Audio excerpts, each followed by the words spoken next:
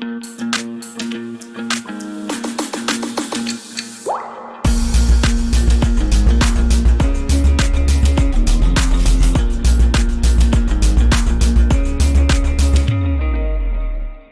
you very much all for joining this morning, this afternoon, this night, to whatever part of the world you are tuning in.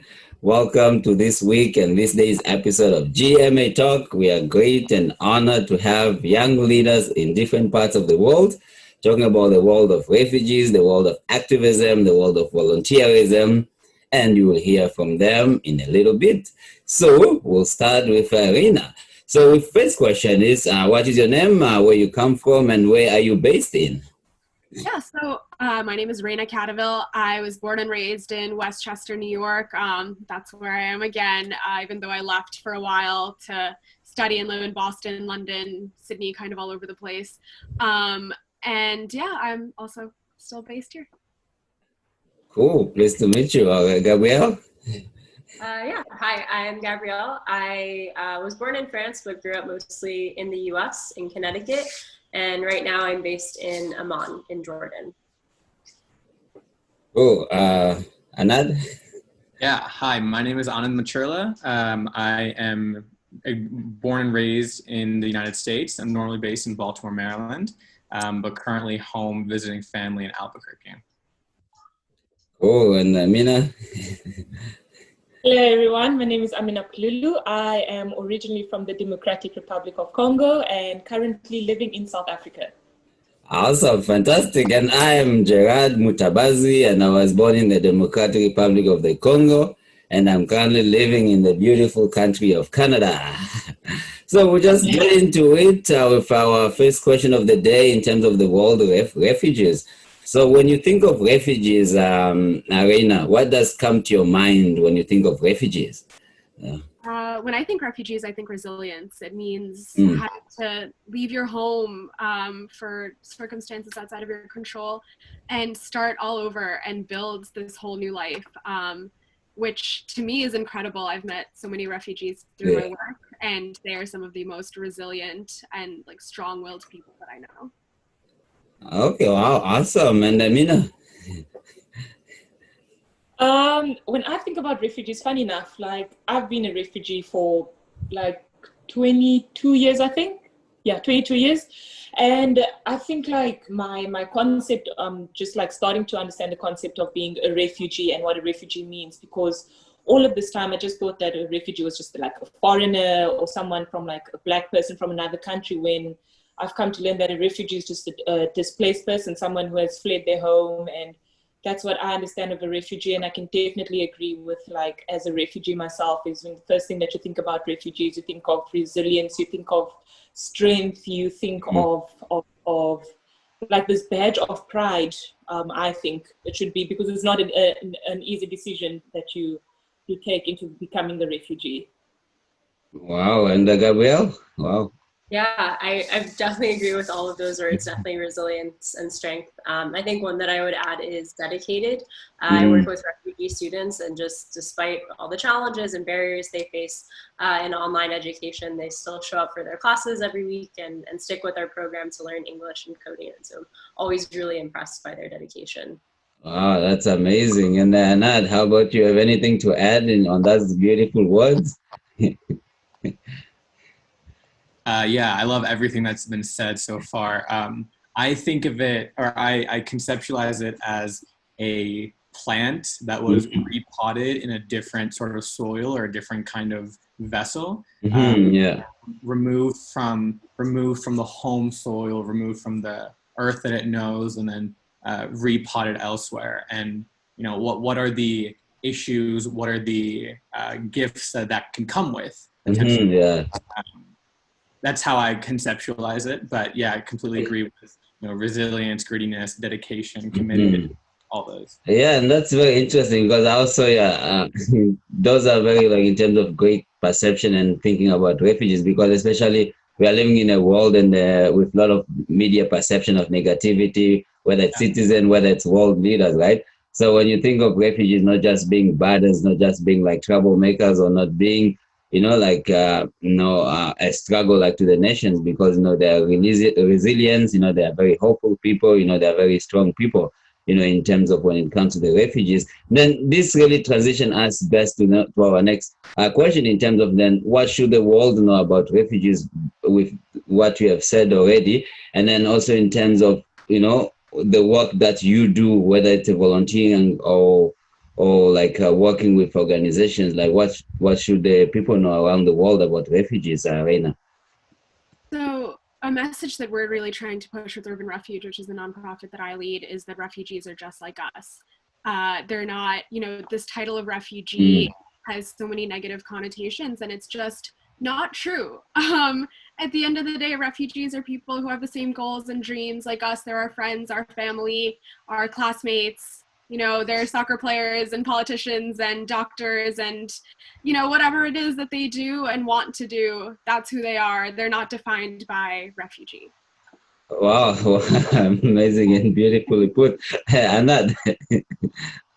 Yeah, I mean, I wholeheartedly agree with that sentiment. I also would add that the idea of being a refugee is not something that just happens in isolation, but it happens within a system, and we are all part of that system. We've created globally the circumstances in which refugees are now a symptom. It's an experience that some people will have, and many people, especially in the West, will believe that like being a refugee is somehow bad, or being a refugee is their own fault. Like, why don't they work harder or be better or whatever? And in my mind, the reality is that we've created this system. We are all a part of it now, and it is, if anything, our responsibility to change it. We can't complain that refugees exist. We can't complain that they are seeking to make a better life for themselves. But because we are part of the problem, we have to be part of the solution as well. So that title of refugee, although not all of us can claim it, all of us can recognize that we contribute to it, to the many things that we do and consume on a daily basis.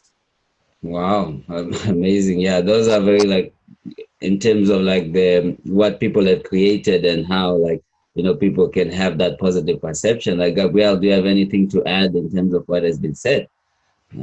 Yeah, I mean, I think something that Anand said that really stood out to me was this idea of looking for opportunities, since that's something that I really focus on, and I wish that people knew more of. I train a lot of volunteers, and a lot of times they have really good intentions, and they come in and they're like, I want to help all these refugees, and that's not the mentality that I want people to have. It's just that you're equipping them and helping to give opportunity. But yeah, the refugees that I work with, and I'm sure refugees around the world, they just want that chance because of policies and structures. They don't have the same opportunities that a lot of other people do that I had growing up in the US. And it's just about trying to create that justice and that fairness so that they can have that access to education and access to employment.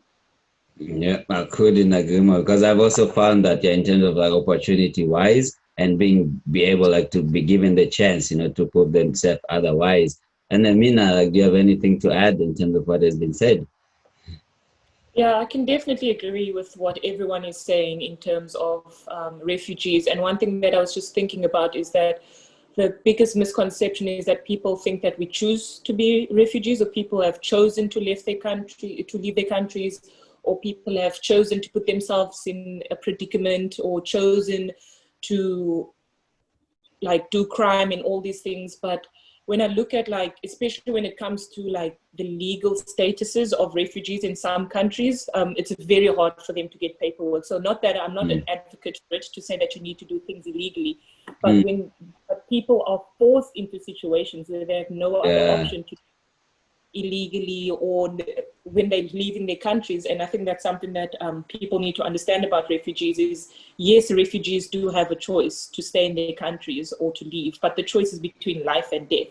Really, it's not about me, my country, but that's the only choices that they have.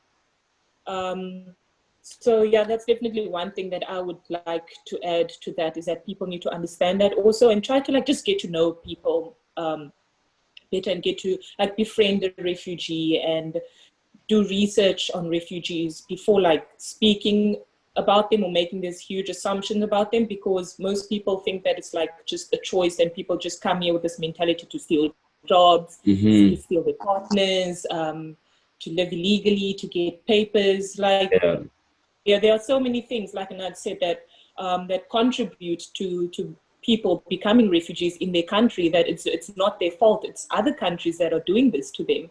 And with that being done, and with that being said, they cannot live there. So it's what we do as people in the society and in our communities and in our leaders that we vote for, the technology that we use, the food that we consume, all these things, people ultimately refugees. So you can't blame them, but we have to blame ourselves, really. Yeah, well, To that.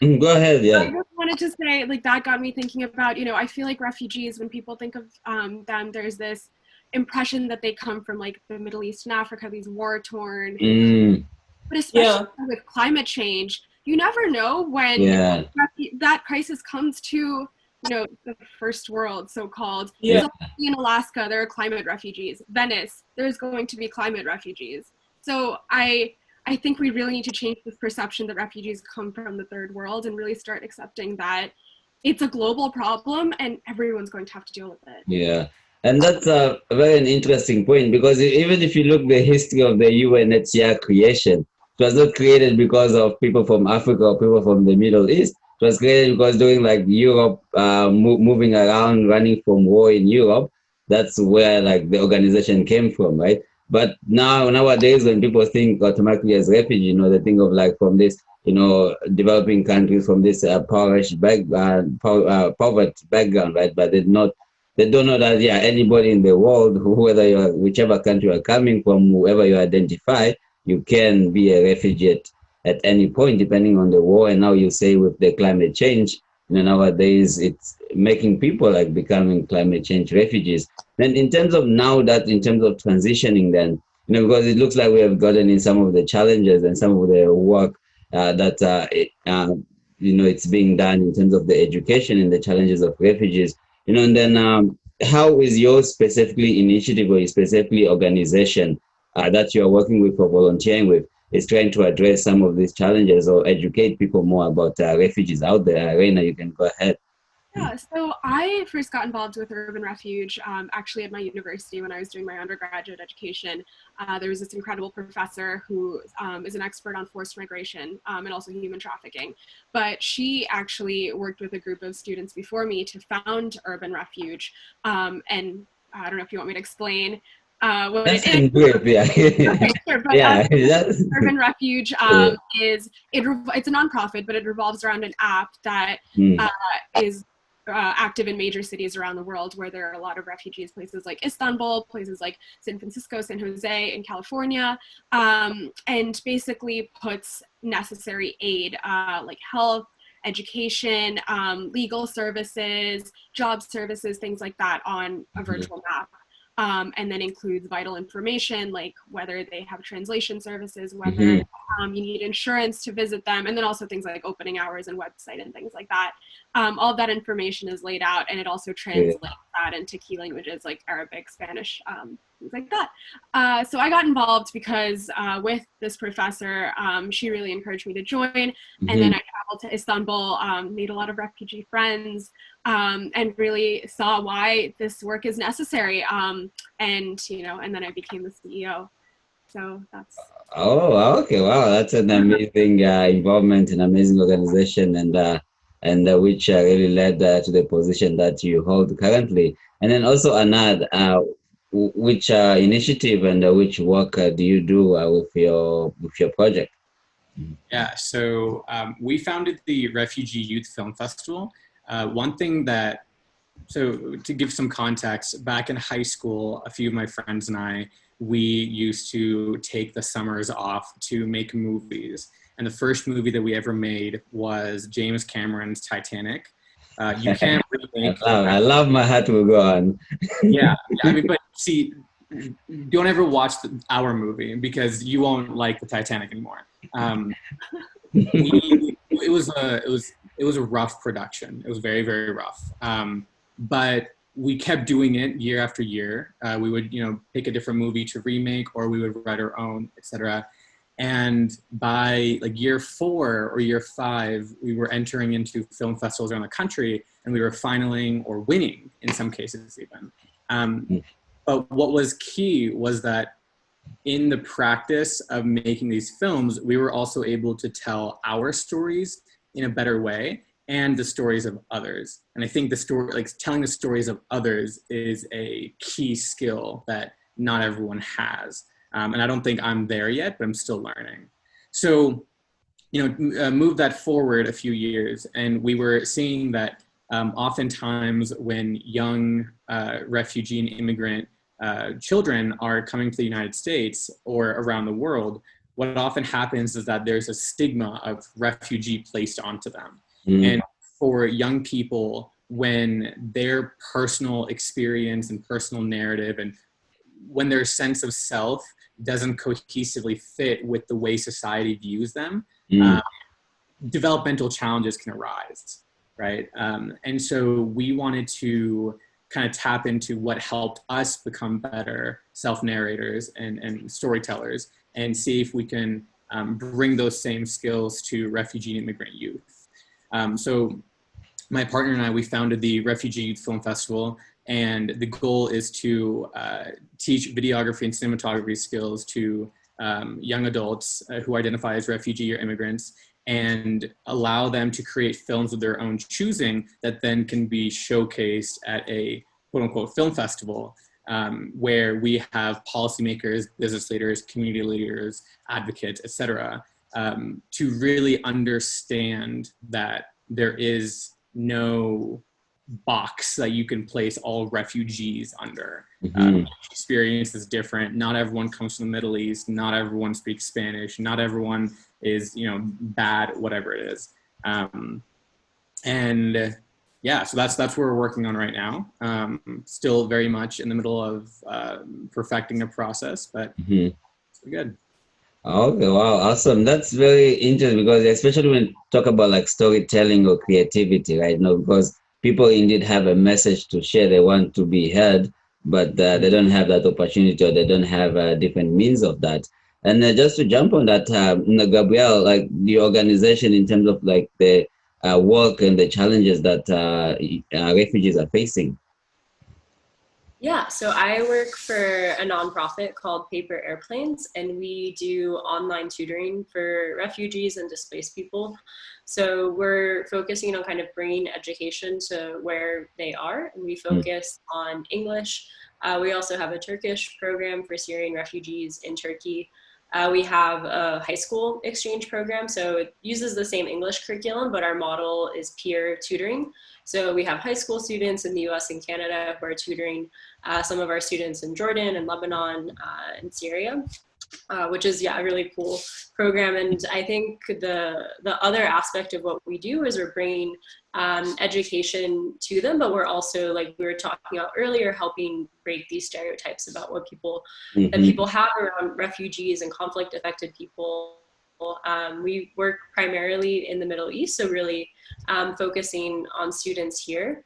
And then a couple other programs I forgot to mention is we also have a Women in Tech program, so teaching introductory web development, business analytics, Python, hopefully some more classes in the future. And that's really what we were talking about before in terms of opportunities. So trying to give skills that can then transition into paid employment, remote work opportunities, since for a lot of women, I mean, there are other barriers for like cultural reasons, logistical reasons, they have trouble leaving the house.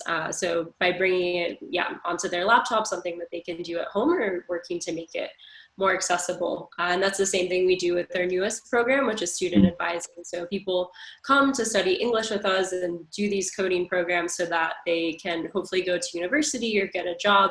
So the final step is pairing them with a mentor who can help prepare those university applications, those scholarship applications, and their CVs and cover letters and all of that, so that they can transfer everything that they've learned at Paper Airplanes into the next opportunity on their pathway. Okay, awesome. Yeah, especially like on the levels of education, which we will also touches on a little bit and education and vocational skills, like to be for people, like for refugees, like to be self-resilience, and also to lead to the doable solution. We'll get into that shortly. But Mina, like in terms of your initiative or your organization, like the work you're doing with refugees or some of the challenges that you are facing, what are they? It's funny that Gabriel actually mentioned that because I think it was last week. I just actually, first of all, let me just start by saying that I just started my own NGO with two very close friends, and it's basically a platform that I've created for refugees, by refugees, to support refugees and to just help them in whatever they're struggling with in South Africa, basically. And our first project was because it was my birthday and I wanted to do something other than just celebrate my birthday, have the party, cake, and all that stuff. And it's also lockdown. And I thought that I was in a good financial position myself.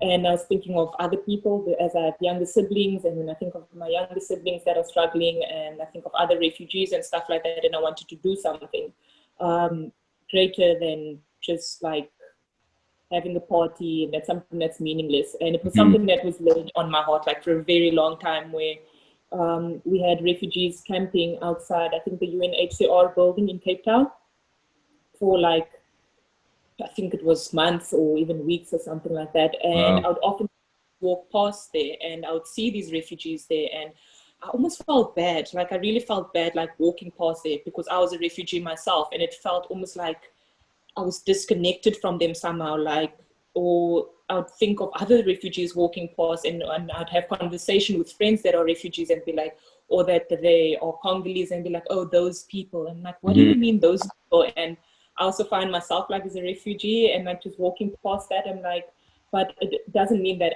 because I'm in this position, that I'm any better than them, because tomorrow that could be me. And I remember walking past this little girl and she was crying, and I had given her 5 rand, like just to buy like sweets or something like that.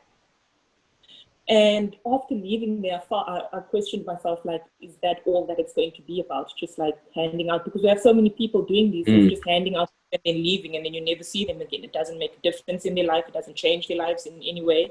They have sweets or they have something for today, and then tomorrow they go back to the same situation. And then I started asking myself, what am I going to do about it? And then I created the Mina movement. And it's to help support refugees. And the first thing that we did was we started raising funds for a thing called the CTR movement. So in South Africa, I know that like all refugees have this number called the CTR number. And because I was in Cape Town, I thought I'd call it the Cape Town Refugee Movement.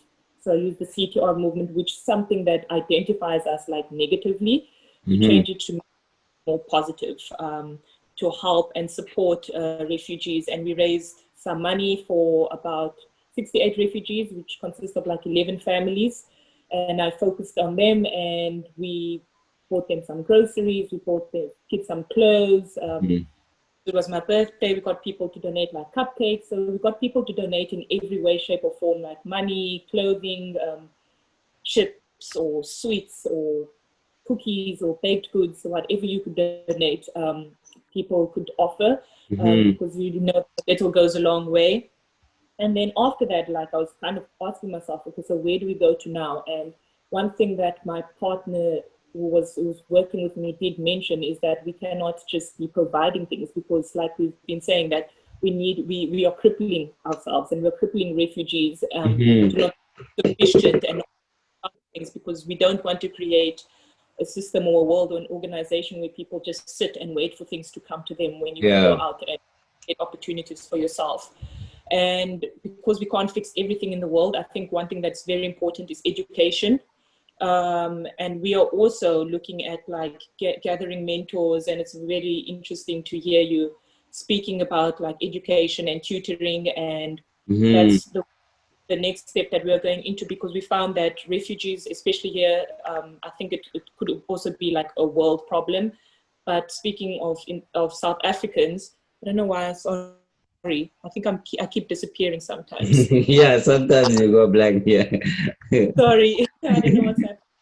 But what we found is that often people or young people would study and work really hard, and then you're told, like, we live in this, I would say, in this bubble as refugees, that we work really hard, and then when it comes to applying to universities and colleges and all these things, you get like this smack of reality where you find out that you cannot apply for them because you do not have the correct paperwork, you didn't work hard enough, you didn't have the right guidance, you didn't have the right support, you didn't have the right resources or the material to get into college or university or whatever it is that you want to do. And most refugees end up just going to work at a store, at a mall or whatever. And we thought that if we can get refugees to work hard and people to tutor them and to help them, we will create a program specifically formed for refugees so that they're able to get an education, because with education, there are so many other doors that can open up for you. So that's what we're really working towards. It's just really hard because we are now in Corona, pandemic, and everything else, to find a facility and all those things. But that's basically what we're going to be focusing on, because I myself also was one of those that had to work really hard and had my mind set on going to university. I applied, got accepted, and then, but I need funding. And I didn't have that. And so, and there are a lot of people that I've heard that story from, where you work hard and you study, but then you can't go any further than high school. Wow, that's very very challenging, and thank you very much for sharing about the initiative and the work and like the impactful and the story behind that. And before we lose Reina, I would just pause all this the next one to her before she go. Reina, to with the next question in terms of, since we are speaking about the education and the challenge, so you can just take down in terms of, what are like the educational challenge and how to support refugees. And in terms of like world leaders or intergovernmental organization, how can everybody work together to ensure that refugees are like, we have durable solutions and that they become self-reliance? Yeah, that's a big question, Yeah.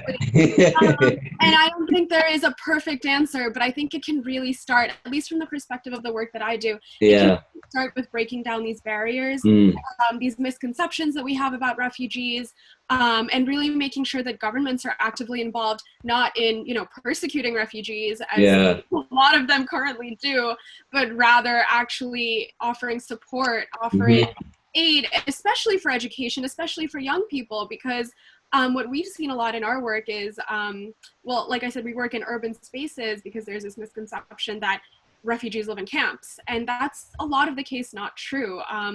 Oftentimes, and I think statistically most often, refugees live in large cities where there are more technically aid resources available, but often it's difficult to find them, or they're not necessarily qualified for them based on whatever status that they have, as opposed to what someone else has. So it's really important that we bring aid not just into these camps where the UN or UNICEF is able to run them and make sure that people get aid, but into large cities where refugees find refuge as well.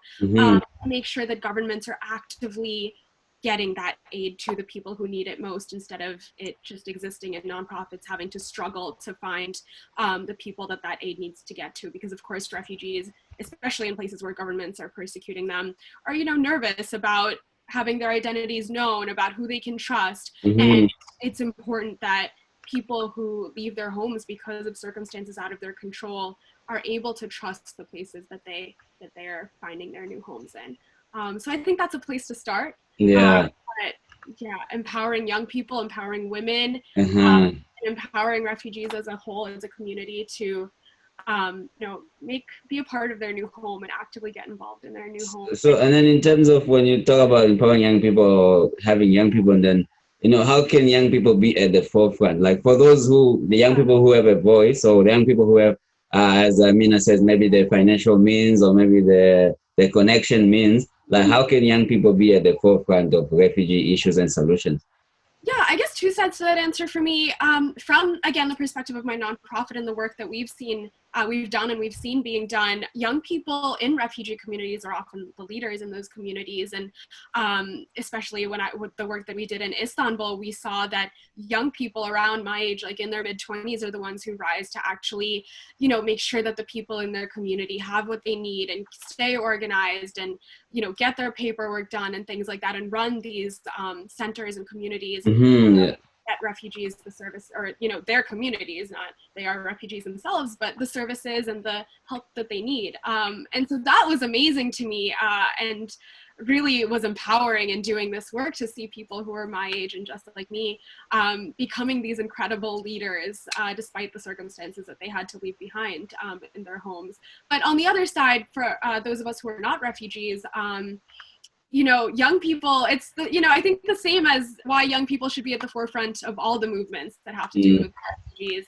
It's that we're empowered, we have voices, we, in many cases we have more time than people who are, older than us, and we have so much energy and momentum, especially now with the UN actively wanting to involve young people, and young people just being more empowered and encouraged to participate in civil society than ever before. And it's important that we actually take advantage of that and use our voices to not just, to get good jobs and whatever it is, but actually help the people who need it most and who, are our friends and community members, and make sure that we live in an equitable world. So, yeah. Okay, awesome. Thank you very much for sharing your perspective. Sorry, I have to drop off. No problem. Thank you very much for sharing your perspective, and in terms of young people being at the forefront and the challenges. And Anad, in terms of the educational challenges of refugees and world leaders or intergovernmental organization working together for durable solution and self-reliance of refugees, how can that happen? Yeah, I think that is a question that I'm still actively trying to find the answer for in my own work. What I've learned so far from the communities I've worked with in Baltimore anyway, is that there are many barriers to success for students in the public school system, like anyway, right? Like the public school system in the United States is not the best at all. And in certain cities, like Baltimore, schools are incredibly under-resourced. But then add on top of that the various challenges that young people from refugee communities have. You just have obstacle after obstacle after obstacle for these young people to really take advantage of their education opportunity, right? In one case, the student that we were potentially trying to work with, he was explaining to one of his community members that learning for him is very much of a privilege, but he's learning English at school when he normally speaks Spanish at home, and so he has a hard time practicing that English at home because his entire family speaks Spanish, right? And when we think about trying to teach this young person like videography and cinematography skills, we have to do it at a level where it is both like technically adaptable, but also culturally conscious. And I think that's where a lot of the curriculum around refugee education and resettlement becomes a little bit more difficult, because I think that people are very quick to make curricula, but I don't always think that the curricula is really culturally conscious, right? That's very, very interesting point. Yeah, I mean, it's very US, our curricula here is very US centric. You have to learn in the ways that, the education, the curriculum designers learned when they were younger 40 years ago, right? And it's not as holistic or globally sound or even tolerant to the different refugee communities that we have here. So when we were thinking about how do we actually create a curriculum that is culturally conscious, I don't know. And so I leaned a lot on the community partners that we have in Baltimore that are working with refugee youth actively. And it is still something that's we're trying to create a curriculum, but we ourselves are trying to learn as well. But the educational challenges are not insurmountable, but they are very, very intimidating. Yeah. Because if we want to be responsible about the way that we are educating ourselves about refugee issues, but also educating refugee youth as well, we have to be putting a lot more thought into this rather than just saying like, yeah, throw them into public schools, like they'll do great. Yeah. Right? So that's still something I'm actively trying to work on for myself to better understand. I really don't have the answer. Okay, no problem. Yeah, thank you very much for sharing those perspectives in terms of already like the challenges and what you are working on individually, also with the initiative that is going on that side. And then, Mina, for you already highlighted in terms of, refugees have the challenges in terms of because of documentation, or because of finance, or because of support, like to go into higher levels of education in South Africa. Like, can you speak more in terms of that, and also are there also language barriers that they face in the country? Me unmute my mic. Yeah, definitely. In terms of language barriers, I can definitely agree, because when I first came to South Africa, I was speaking Lingala and French, and here I had to go to a school that was only speaking English. Because obviously, as a refugee, there's no way my parents could afford. Oh goodness, sorry. I don't know what's happening here. There was no way my parents could afford me going to a school that spoke French as a first language, or that had French as an extra, a second language. So I was forced to go to a public school that only spoke English and only spoke South African languages.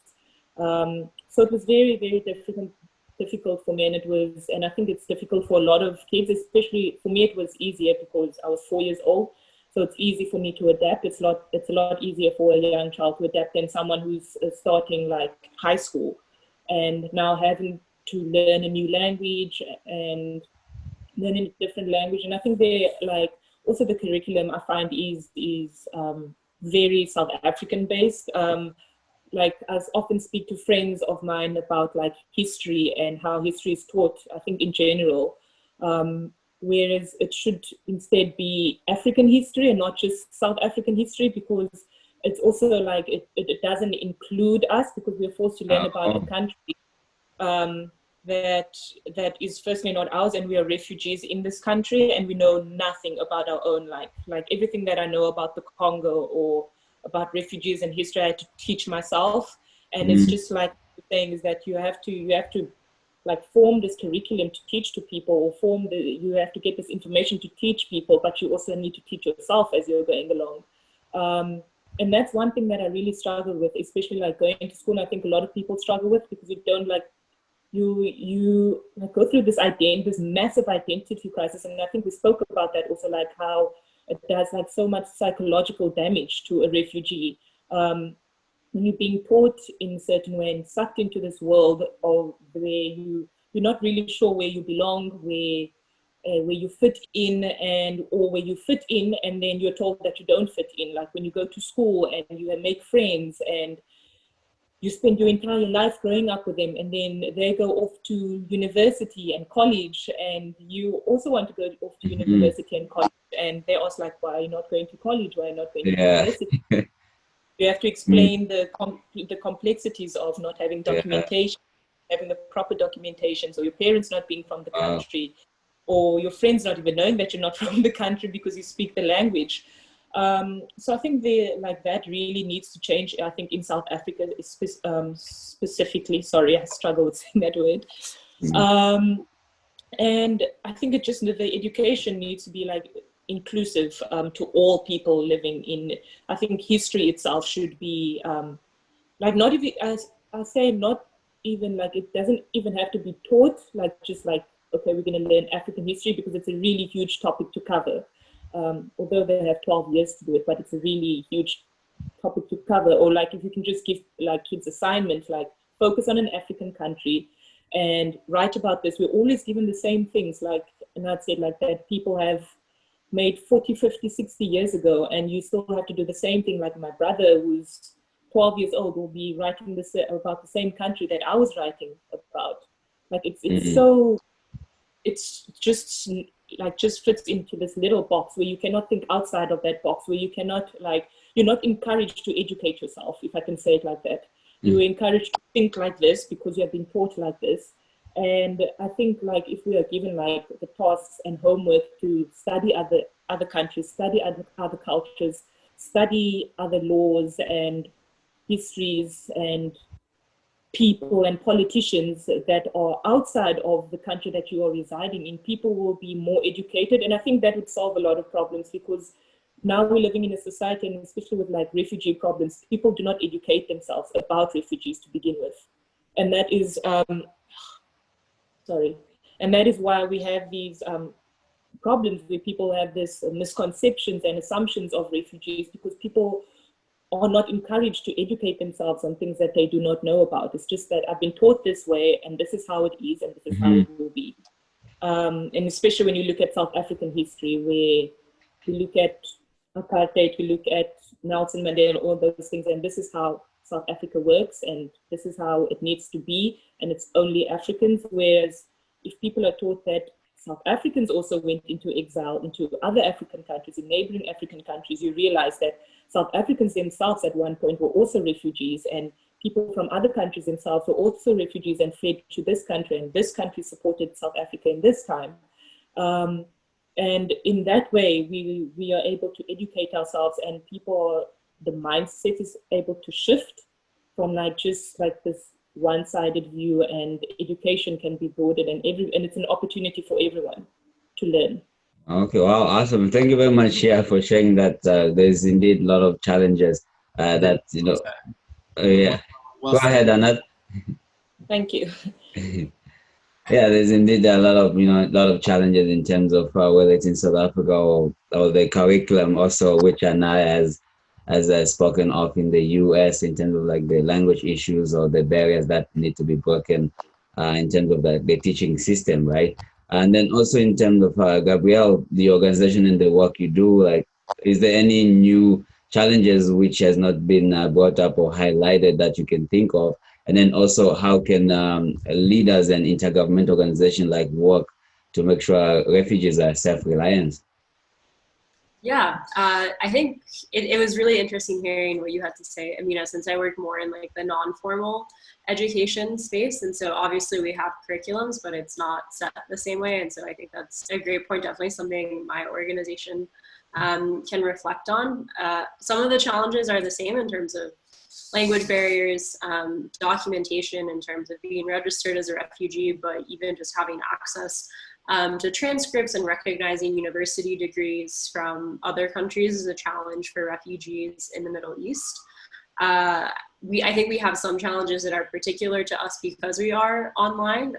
So it does create more access in some ways because people can join our programs from wherever they are, but there are still inequalities in terms of who has access to Wi-Fi, who has access to smartphones or laptops to join some of our courses.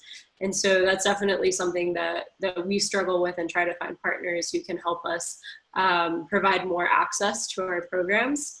One of the other challenges that I've been thinking about a lot recently is as we have more and more students graduating from our programs, a lot of them, their goal is to find employment, but, and it's not just within the Middle East, there are lots of countries where refugees don't have the right to work.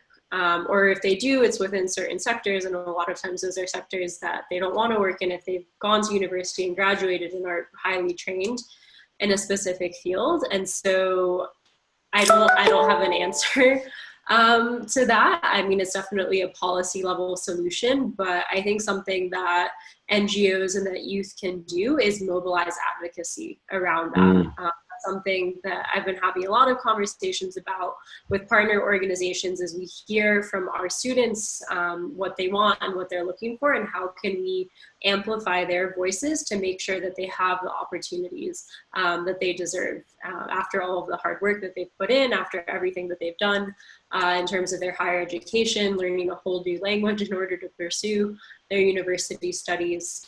So that would be, I think, yeah, the big one that we focus on. And I think that's really an area where youth can get involved. I mean, we've seen with so many movements, with climate change, with Black Lives Matter in the US, they're really youth-led movements. And I think that there is, yeah, a lot of potential and room for work to be done in that area. Interesting. Yeah, I think for sure, when it comes to education, yeah, there's lots and lot of challenges because even here in Canada, with the youth and the young people that have volunteer and work with, you find that maybe they're arriving, in the country at maybe age 18 or age 20, and then they have to take or like to take an English program and then like to the level of maybe like grade 6 or grade 7, where else they should be graduating high school and going into college or university, right? So there's that challenge in terms of, having to work your way down more. Like even though in your country, maybe you already have like a high school or you already have a diploma or a degree, but then when you arrive sometimes in Canada, because of the language or the education is not recognized, then you also face in terms of that challenge of going back, taking the high school classes or going back, taking like maybe the same program or the bridging program at the university or the college. So there's indeed a lot of challenges, when it comes to educational support for refugees and also just immigrants in general, and how that, we can really look and advocate for that to be really bridged, or like the experience or the education to be recognized like any other regular migration, whether it's like work or international students, just stuff like that. So there's indeed lots that need to be done in terms of the education and making sure refugees are supported and equipped accordingly.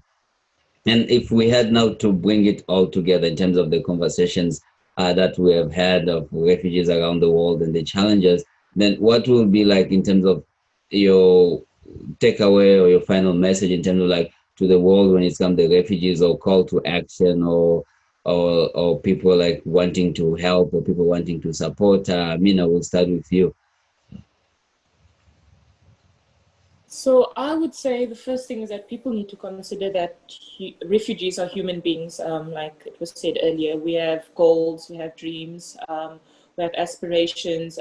We didn't ask for the situation that we are in. And I think like people need to it's a very hard one because it's like something that's really close to my heart. So it's very like hard to answer that. But I would say that what people really need to do is like young people right now is support each other and speak about the things that we care about and advocate for each other and educate ourselves. For me, like education is so important, so important, very vital, to educate ourselves on what's going on around us. And as refugees also need to educate ourselves and help ourselves, because that's the only way. Like one thing that I always emphasize is that, and this is also on the basis that I started Mina movement, is that if the government is not going to help us, who is? And I needed to create that opportunity that was going to help us, or a place or a safe place or an organization that was going to help refugees to achieve their goals. And I would say a call to action is really for people to understand what refugees are and where they are from and the struggles that they actually face. And I think that there need to be more like equal opportunities for refugees, definitely equal opportunities, because some of the laws I think can definitely be reconsidered. Like there are some that you can understand where it comes from, but there are some that it gives refugees, it makes it very unfair, or it makes it very hard. It feels almost like it was purposely created to make the lives of refugees hard. And like Gabrielle was saying, that you can apply for jobs, but only certain jobs. And if you have studied for something for so long and dedicated your entire life and your life savings and your blood, sweat, and tears and invested in something, only to be told that you cannot do this, like your life is basically dependent on this one person or this one law, whereas you feel like you're not a human being anymore, where you feel like you have goals, you have dreams, but it's all dependent on a piece of paper that says that you can do this and you cannot do this. And especially in South Africa, I faced that many times where you have this piece of paper and you study and you apply for jobs, but you know that you can only do this much, and someone else, like, there's no equal, we're not playing on an equal playing field with your classmates and your workmates and friends and people that you know or associate with. You don't have the equal opportunity. So I would ask that governments and everyone in politics or lawmakers just look at that and creating equal opportunities for refugees, so that they do not feel like they are excluded or you're just a number, because that's what most refugees just feel like, you're just a person occupying space in the world. Yeah. Okay, wow, that's a very that's a very strong call to action in terms of what the world leaders or everybody really should think about in terms of helping refugees around the world. And Anat, like, do you have anything to add in terms of like the takeaway or what the world should know about refugees? Yeah, so I'm still learning all of this, obviously, but I think a very key lesson or understanding to recognize is that being a refugee or seeking asylum or like fleeing persecution is not something that is reserved by a select few countries, right? That can happen to any one of us. And it's really just like, geography is privilege. I was born in the United States, and that comes loaded with so many privileges and opportunities. And someone who is equally as talented, equally as intelligent, equally as hardworking as me, born in a different country, can just have a very different set of experiences. I think it's really important for young people especially, but also those who are in positions of power, such as policymaking or business leaders, to recognize how truly connected we all are, and to understand that displacement is, I had a professor in undergrad who said that displacement doesn't happen to just individuals, but it happens to systems, right? It's not just that I am displaced or you are displaced. It's that like, the system allows for displacement, and that's where we go wrong, right? And so it shows us all, regardless of what country we are in, regardless of how many refugees that we may or may not personally know in our lives, it shows us that there is this global vulnerability in the systems that we've created for ourselves and for others. And I think oftentimes when it comes to policymaking, we really just focus on the immediate high priority, immediate like pertinent issues for the people that will vote for us, but we don't think about what is a better use of time and resources for the world. And I think that as more and more young people are coming into positions of decision-making ability and responsibility and power, we need to remember that being a refugee is not just something that happens to others, but it's very much possible for that to happen to ourselves. And when we think of ourselves as someone who is possible to experience that, then I think we'll actually move towards tangible solutions and creating a healthier, more equitable, more inclusive system, regardless of your background or experience. Well, yeah, that's very, very powerful and a very wise word, especially when you highlighted in terms of the aspect of young leaders or young people becoming in positions of power, right? Like for them to be that mindful and to have that need, to be able like to create change or to overturn or change those kind of systems, which you speak about, which are like societal. For many decades and decades, those systems have been in place, and they are the reason of the cause of the inequality or the educational challenges of people becoming even refugees. So in terms of Gabrielle, like anything to add of what has been spoken about in terms of like call to action or takeaways from this conversation? Yeah, I think the two things that I would highlight that we've already touched on a bit is, as a non-refugee, to other people watching who are not refugees, I think the first thing that we need to do is listen, to understand the stories and the individual experiences of refugees. We've already talked about how experiences vary a lot, and the opportunities and support that people are looking for is going to depend on that. And those of us with power and privilege, because of our geography, because of the strange circumstances of the world, have an obligation to use our privilege to push for more equality and justice. And I think the unique and strange situation that we're in today because of COVID, with everything being online, in some ways presents more opportunity for people to build those connections and to get involved and advocate and volunteer. Paper Airplanes is completely online. We have volunteers around the world, and it's just something that I find amazing every day when I'm going to work. And we're not the only one. There are other organizations that have opportunities online to get involved and support with language courses and other things like that. So definitely encourage people to get involved in that work, since there is no better way to listen than to meet and connect with refugees and become friends with them and hear their stories, so that we can all work together to advocate for the change that needs to happen. Wow, amazing. Yeah, very nicely put.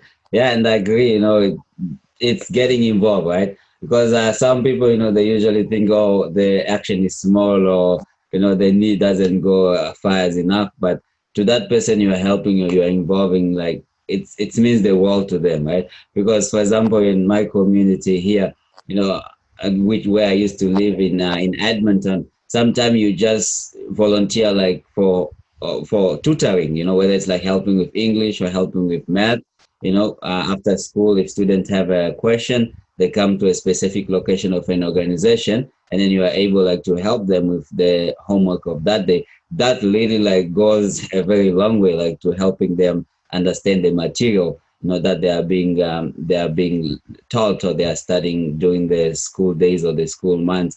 So yeah, just those, like, little action. Yeah, if you can do tutoring, for sure, do tutoring. If you can advocate for an organization which is helping refugees, advocate for that organization. If you can just use your social media platform, and this is, for me personally, this is more and more what I'm more and more getting into, and more, really pushing forth, in terms of just social media platform, advocating for refugees issue, people being informed, and at the same time also being able to call for action, and also, try to see in terms of, like, lawmakers, different organizations in the country, businesses, how can businesses also hire and make it easy, like, for refugees to make a living, right?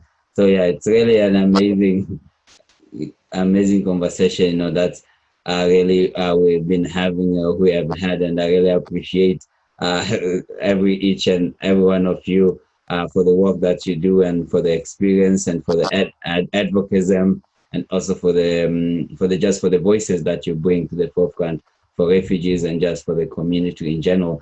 I think, yeah, any last parting word from any of you before we happily conclude this? Thank you so much for having us, Gerard. I really appreciate this, and it was great to meet Gabrielle, Mina, and Reina. You're welcome, man. You're welcome. I just want to echo the same thing. Thank you for bringing us together. It was great getting to hear from everyone. Thank you, Gerard. I said the same. Really nice to meet everyone. And Gabrielle, I hope to get in contact with you to get some advice on how we can start our own mentoring program here and tutoring. Please do. Yeah, Gerard, if you can share my contact with Amina, that'd be great. I'd love to connect. No problem. Yeah, I'll be more than happy to share just contacts among each other, and just see how we can bridge those gaps, and work across continent, and work across our borders. So yeah, but other than that, yeah. To the people who are gonna be watching this, or who are watching this, thank you very much for watching, for tuning, for watching.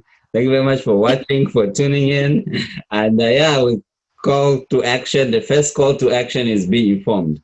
So, as be informed of the issues that are happening in your backyard, in your community, in your neighborhood, and around the world, and find ways to help around. So, thank you very much, and to the awesome young people based in South Africa, based in Jordan, and based in USA. and also Reina, who had to leave early, also based in US, and I based here in Canada. Thank you very much, everybody, and wishing you the very continuous best in your work. Love, peace, and unity.